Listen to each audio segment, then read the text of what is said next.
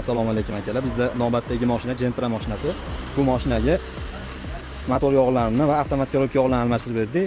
Bundan tashqari antifrizlarni ham yangilab berdik. Mashinamiz qishga tayyor bo'ldi. Endi bonusiga chiroyli qilib motorlarni siskab beramiz. Ko'rib turganlar endi asosiy suv tegmaydigan joylarni lattalar bilan o'rab olganmiz. Endi siska davomidagi urib orasida qo'yganmiz. Bismillah.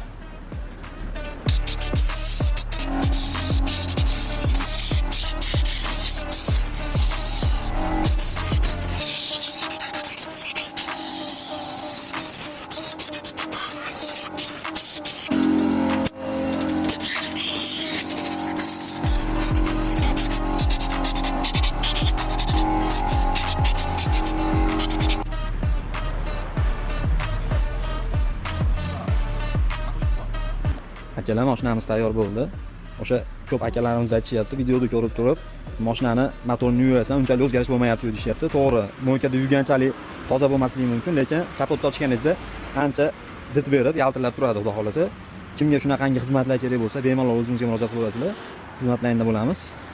Joninglar sog' bo'lsin. Rahmat.